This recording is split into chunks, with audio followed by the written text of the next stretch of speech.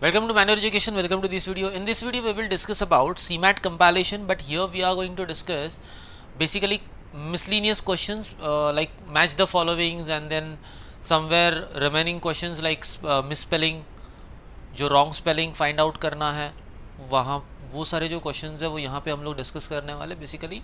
And this is a 5 years compilation from 2019 to 2023. Now, first question is, pick the appropriate category for the following sentence. A horse, my kingdom for a horse. Now they are asking about कि ये जो sentence दिया है ये कौन से type का sentence है. Basically there are the types of sentences like simple, assertive, affirmative, exclamatory, interrogative, simple sentence, complex sentence. All these type of sentence are there. So basically हमें वो find out करना है कि कौन से टाइप का sentence है. ये सबसे easy question होगा. अगर यहाँ पर exclamation marks दिखता है तो simply your answer should be what? Your answer should be exclamatory sentence. Now next question is, choose the appropriate question to follow the statement given below. Here the statement is given below, yes it does. Now यहाँ पर अगर देखोगे तो सारे question tag दिए, मतलब हमें क्या करना है, हमें फाइंड आउट करना है इसका राइट क्वेश्चन टैग वर्जन कौन सा है. बेसिकली क्वेश्चन टैग में इसको कन्वर्ट करना है.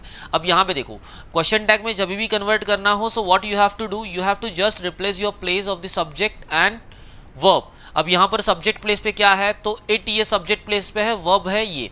अब हमें क्या करना होगा, इसको अपोजिट करना होगा. अपोजिट करते वक्त हम क्या करेंगे, बेसिकली इसका जो टेंस है वो टेंस चेंज नहीं करना है, टेंस वही रखना है, जो जैसा है सब कुछ वही रखना है, बस हमें इसको थोड़ा सा चेंज करना है. अब चेंज करने के लिए क्या करोगे, simply does it rain in the winter, ये होगा. So this will be your right answer. यहाँ पर is it, did it, what happens, ये सब नहीं आएगा. Now next question is, match the following दिया हुआ है. मैच द फॉलोइंग को सॉल्व करना है. बेसिकली यहाँ पर प्रीपोजिशनल फ्रेजेस दिए हुए, प्रीपोजिशंस दिए हुए, prepositional phrases you can say.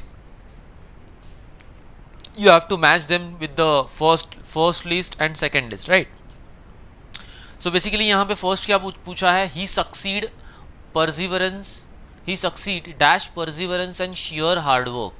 अब यहाँ पर हमें फिलअप, ये एक्चुअली फिलअप्स दिए हुए हैं जिसमें हमें कि प्रीपोजिशनल फ्रेजेस को ऐड करना है बेसिकली. अब यहाँ पे देखो, यहाँ पर ही सक्सीड लिखा हुआ है.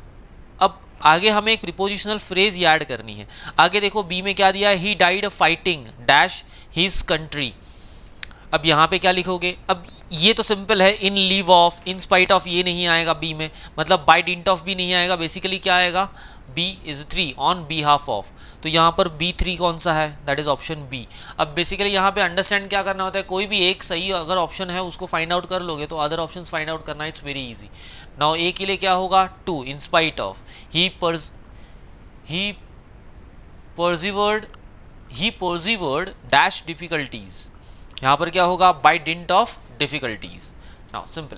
नेक्स्ट अगेन यहाँ पर दिए हुए हैं फ्रेजल वर्ब्स. अगेन यहाँ पे फ्रेजल वर्ब्स दिए हुए हैं, run across, run down, run into, run on.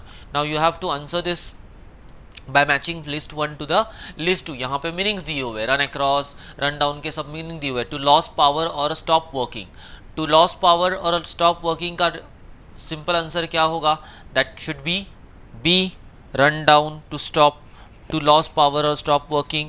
Now next one will be run across. run across के लिए क्या होगा, like to meet and to find by chance. इसके लिए क्या आंसर होगा, basically run across.